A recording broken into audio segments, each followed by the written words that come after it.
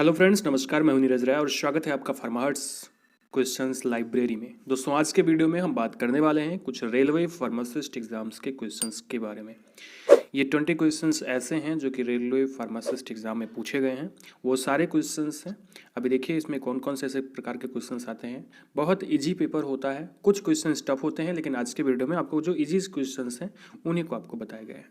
तो चलिए शुरुआत करते हैं और देखते हैं सारे क्वेश्चंस। दोस्तों, सबसे पहला क्वेश्चन की बात करें तो पहला क्वेश्चन है कि rennin and lactase the enzyme required to digest the milk disappear in the human body by the age of. मतलब रेनिन और लैक्टेज जो कि दूध का पाचन करता है, मिल्क का पाचन करता है, मनुष्य के किस एज में वो डिसअपियर होने लगता है। तो 2, 3, 5 और 8। तो यहाँ पे सही आंसर जो है वो है 2। मतलब 2 साल की एज के बाद वो डिसअपियर होने लगता है, उसका जो कंसंट्रेशन होता है वो लो होने लगता है। दूसरा क्वेश्चन है pancreas secretes hormones which helps in. Pancreas से जो हार्मोन निकलते हैं उनका काम क्या होता है? Blood clotting, production of antibodies, growth of the body and keeping sugar balance in the body. आप गेस करिए कि क्या हो सकता है। बहुत आसान सा आंसर है। पैनक्रियाज से जो भी हार्मोन निकलते हैं उनका काम होता है कि वो बॉडी के अंदर शुगर को के बैलेंस को मेंटेन करते हैं, मतलब keeping sugar balance in the body. इसका सही आंसर है। नेक्स्ट क्वेश्चन पे आते हैं। अगला क्वेश्चन आपका है an enzyme that works in an acidic medium is. Acidic medium में कौन सा एंजाइम काम करता है? पेप्सिन, ट्रिप्सिन, टाइलिन और मैल्टेज। तो यहाँ पे कौन सा आंसर सही है आप गेस करिए। आपको बताएं कि पेप्सिन और जितने भी हार्मोन्स हैं अपने आहार नाल में निकलते हैं, एलिमेंट्री कैनाल में निकलते हैं। तो आपका जो स्टमक होता है वहाँ पे एसिडिक मीडियम होता है और वहाँ पे पेप्सिन निकलता है। बाकी सब जगह पे बाकी सब जगह पे जो है एसिडिक मीडियम होता है, सॉरी बेसिक मीडियम होता है। तो पेप्सिन जो है वो एसिडिक मीडियम में काम करता है। तो यहाँ पे सही आंसर जो है वो है पेप्सिन। नेक्स्ट क्वेश्चन है man can digest cellulose whereas cows can do so because. कहने का मतलब फिर से पढ़ रहे हैं, मैन जो होता है वो सेलुलोज को डाइजेस्ट नहीं कर पाता, मैन कैन नॉट डाइजेस्ट। ठीक है, जबकि जो जानवर होते हैं मतलब काउज इत्यादि जो होती हैं वो इसे डाइजेस्ट कर लेती हैं। क्या कारण है इसका? तो सबसे पहली चीज़ क्वेश्चन देखिएगा, इसका विकल्प क्या दिया गया है। Their gut contain the bacteria capable digesting cellulose. दूसरा है they have many chambered stomach, they have efficient grinding molars, they produce an enzyme cellulase which can digest the cellulose। तो यहाँ पे सही आंसर क्या होगा? बहुत आसान सा है, आप गेस करिए कौन सा सही होगा। तो आपको पढ़ा होगा आपने कि जो जानवर होते हैं, मवेशी होते हैं, उनके जो एलिमेंट्री कैनाल होती है उसमें आते हैं, मतलब इंटेस्टाइन बहुत बड़ी होती है और उसमें कुछ ऐसे बैक्टीरिया होते हैं जो कि सेलुलोज का पाचन करते हैं। तो यहाँ पे सही आंसर है कि their gut contain the bacteria capable of digesting the cellulose. Next question पे आते हैं। अगला क्वेश्चन आपका है births and death should be registered within. Birth और डेथ को कितने दिन में रजिस्टर किया जाता है? देखो ये सारे क्वेश्चन जो मैं आपको बता रहा हूँ ये सभी आए हुए क्वेश्चन हैं आरआरबी फार्मासिस्ट एग्जाम में। तो ये बात याद रखिएगा कि किस प्रकार के क्वेश्चन पूछे जाते हैं। तो 7 दिन में या 14 दिन में, 21 दिन में या 30 दिन में। तो यहाँ पे सही आंसर जो आपका है 21 दिन के अंदर डेथ और बर्थ जो रजिस्ट्रेशन होता है वो 21 दिन के अंदर हो जाना चाहिए। नेक्स्ट क्वेश्चन है which of the following activities is suppressed by the presence of the auxins in the plants. Auxins के प्रेजेंट में कौन सी क्रिया जो है वो सप्रेस होती है, कम हो जाती है? तो growth of the lateral bud नहीं, root initiation, cell division, development of the fleshy fruit. आप थोड़ा सा गेस करिएगा कौन सा आंसर सही है। यहाँ पे सही आंसर आपका जो है वो है रूट इनिशिएशन। ठीक है, रूट इनिशिएशन जो है वो सप्रेस होता है। नेक्स्ट क्वेश्चन पे आगे बढ़ते हैं।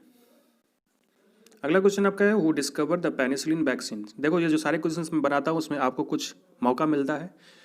तो ये मौका मिल रहा है कि आप कमेंट बॉक्स में लिखिए इस क्वेश्चन का क्या आंसर सही है। इस क्वेश्चन का आंसर मैं नहीं बता रहा हूँ, हर वीडियो में मैं आपको कोई एक क्वेश्चन ऐसा दूंगा जो आपको बताना रहेगा उसका आंसर कमेंट में, तो आप इसको देखिएगा। तो who discover the penicillin vaccine, किसने पेनिसिलिन वैक्सीन की खोज की? Alexander Fleming, Edward Jenner, Robert Koch and Watson Crick. इसमें से कौन सा आंसर सही है आप कमेंट बॉक्स में लिखिए। ठीक है, नेक्स्ट क्वेश्चन आपका है the normal human body contains 20 chromosomes, 25 chromosomes, 36 chromosomes, 46 chromosomes. आप बताइए कि आंसर सही है। आपके अंदर 23 पेयर्स क्रोमोसोम्स प्रेजेंट होते हैं। तो यहाँ पे सही आंसर जो होगा आपका गेस करिए क्या होगा। मैं बताऊँ आपको क्या होगा कि 46 क्रोमोसोम मनुष्य के बॉडी में पाए जाते हैं, ह्यूमन बॉडी में प्रेजेंट होते हैं। Next question. नेक्स्ट क्वेश्चन आपका है zinc phosphide is an efficient, यहाँ पे रोडेंटिसाइड, ये एक तो रोडेंटिसाइड है, ठीक है, बैक्टीरिसाइड, इंसेक्टिसाइड और डिसइंफेक्टेंट। तो यहाँ पे सही आंसर कौन सा होगा? यहाँ पे सही आंसर होगा कि जिंक फॉस्फेट जो होता है वो एक प्रकार का रोडेंटिसाइड होता है, ठीक है, ये बात सही है। Next question, lindane is BHC, DDT, malathion and phenytoin. तो यहाँ पे कौन सा आंसर सही है? BHC। यहाँ पे सही है BHC, बेंजीन हेक्साक्लोराइड। लिंडेन एक प्रकार का बेंजीन हेक्साक्लोराइड होता है, ठीक है। नेक्स्ट क्वेश्चन आगे बढ़ते हैं। Bird flu caused by virus, bacteria, fungus and protozoa. तो बर्ड फ्लू जो होता है वो वायरस के द्वारा होता है, ये बात आप याद रखिएगा, ये क्वेश्चन का सही आंसर है। नेक्स्ट क्वेश्चन है among the blood group consider the as a universal donor is. अब आप इसको तो आसानी से बता सकते हैं, बहुत अच्छे से गेस कर सकते हैं। इस प्रकार के क्वेश्चन आते हैं, A group, B group, AB group and O या जीरो ग्रुप। तो यहाँ पे सही आंसर कौन सा है आपका? आप बहुत आसानी से बता लोगे। यहाँ पे जीरो ग्रुप या फिर O ग्रुप जो है वो यूनिवर्सल डोनर का काम करता है। नेक्स्ट आगे बढ़ते हैं।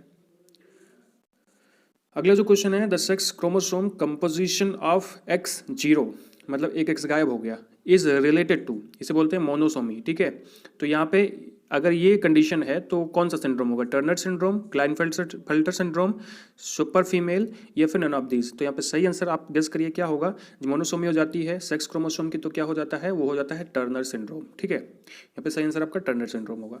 Next question, erythroblastosis fetalis is a disease related to, किससे रिलेटेड है erythroblastosis fetalis? Blood group, WBC, RBC, platelets. Guess करिए। इसमें क्या होता है कि RH फैक्टर के द्वारा ये रोग होता है, की वजह से रोग होता है एरिथ्रोब्लास्टोसिस फेटालिस। तो यहाँ पे सही आंसर जो होगा वो ब्लड ग्रुप होगा, ठीक है, ब्लड ग्रुप यहाँ का सही आंसर है। नेक्स्ट अगला जो क्वेश्चन है वो क्या है कि the drug used in tuberculosis include except. इसमें से कौन सी ऐसी ड्रग है जो कि यूज होती है TB में, किसको छोड़ करके, मतलब कौन सी ऐसी दवा है जिसको छोड़ करके सभी TB में यूज होती है? तो रिफेम्पिसिन TB में यूज होती है, डेप्सोन, आइसोनियाजिड और इथेम्ब्यूटाल। तो इसमें डेप्सोन को अगर छोड़ दिया जाए तो बाकी सब यूज होती है। तो यहाँ पे सही आंसर कौन सा होगा? डेप्सोन होगा, कि डेप्सोन जो है वो इसमें यूज नहीं होता। ये आपका डेप्सोन जो है ये एंटी मलेरियल ड्रग है, सॉरी एंटी मलेरियल नहीं, एंटी लेप्रोटिक ड्रग है, ठीक है। नेक्स्ट आगे बढ़ते हैं। Sodium fluoride is use to prevent, sodium fluoride कहाँ पे यूज होता है, किस चीज़ को रोकने के लिए? डैंड्रफ को रोकने के लिए, अल्सर को रोकने के लिए, डेंटल कैरीज को रोकने के लिए और स्किन प्रॉब्लम्स को रोकने के लिए। अब थोड़ा सा आप गेस करिए कौन सा आंसर सही है। फ्लोराइड पानी में होता है, हमारे दांतों के लिए बड़ा अच्छा होता है। अभी सोचो कौन सा आंसर सही है। तो यहाँ पे मैं बताऊँ, dental caries. Sodium fluoride dental caries को प्रिवेंट करने के लिए यूज होता है। आगे बढ़ते हैं। नेक्स्ट क्वेश्चन आपका है, members of Rajya Sabha are elected for a term of, कितने दिन के लिए जो मेंबर्स होते हैं राज्यसभा के वो मनोनीत होते हैं? 6 year, 10 years, 5 years and none of this. तो यहाँ पे सही आंसर कौन सा है पता है आपको? चलो गेस करो। यहाँ पे सही आंसर जो आपका है वो है 6 ईयर, 6 साल के लिए मनोनीत होते हैं राज्यसभा के member. Next question, identify the mechanism of the hammer mill. Hammer mill जो होती है वो क्यों, उसकी मैकेनिज्म कैसी होती है? तो कटिंग की होती है, इम्पैक्ट की होती है, एट्रेशन की होती है, कंप्रेशन की होती है। तो सोचो आप, हैमर मिल है तो ठोकने पीटने का काम करेगी, मतलब यहाँ पे सही आंसर कौन सा है? इम्पैक्ट का करना, ठीक है। तो इसकी मैकेनिज्म जो होती है वो इम्पैक्ट की होती है हैमर मिल की। नेक्स्ट आगे बढ़ते हैं। अगला क्वेश्चन है, thioglycolic acid is used in the limit test for. Thioglycolic acid किस लिमिट टेस्ट में यूज होता है? क्लोराइड के, लेड के, सल्फेट के और आयरन के। तो सही आंसर क्या है? आप गेस करो। अगर आपने पढ़ा है तो आप आसानी से गेस कर सकते हो, बहुत आसान है। आयरन में यूज होता है, ठीक है। सही आंसर क्या है? Iron. Next, sterilization by autoclave is an example for. यहाँ पे सही आंसर क्या है? देखो ऑप्शन देखिएगा, dry heat sterilization, gases sterilization, radiation sterilization and moist heat sterilization. तो ऑटोक्लेव की बात करें तो ऑटोक्लेव में गर्मी भी होती है और पानी भी होता है। तो यहाँ पे मॉइस्ट हीट स्टेरिलाइजेशन होता है, ठीक है, मतलब प्रेशर भी होता है, गर्मी भी होता है और इसमें मॉइस्ट हीट स्टेरिलाइजेशन होता है ऑटोक्लेव में। तो ये इसका सही आंसर है। तो फ्रेंड्स ये सारे क्वेश्चंस थे, जो 20 क्वेश्चंस ये RRB फार्मासिस्ट एग्जाम में पूछे गए क्वेश्चन हैं, ये पूछे जा चुके हैं और इसी प्रकार से क्वेश्चन आते हैं। बहुत ज़्यादा टफ नहीं होता, कुछ क्वेश्चंस टफ होते हैं, तो आगे की वीडियो में हम उन क्वेश्चंस के बारे में बताएंगे। और अगर आपको RRB फार्मासिस्ट या जितने भी फार्मासिस्ट एग्जाम होते हैं उसके बारे में वीडियो चाहिए कि वो एग्ज़ाम कैसे होते हैं, उनके लिए क्या एलिजिबिलिटी क्राइटेरिया है, या उनका मतलब उनके बारे में अगर आप सब कुछ जानना चाहते हैं तो हमारे कमेंट बॉक्स में लिखिएगा ज़रूर कि हाँ आपको चाहिए उसके बारे में वीडियो और आप उसके बारे में चाहते हैं, तो हम ज़रूर उस बारे में वीडियो बनाएंगे जिससे आपको बहुत सारी चीज़ें और पता चल सकें। तो फ्रेंड्स हमारा वीडियो देखने के लिए आपको बहुत बहुत धन्यवाद। अगर आपको वीडियो अच्छा लगा हो तो चैनल को सब्सक्राइब कर दीजिएगा, वीडियो को लाइक कर दीजिएगा और शेयर कर दीजिएगा अपने फ्रेंड्स के साथ। हमें इंस्टाग्राम पे फॉलो कर लीजिएगा। Thank you.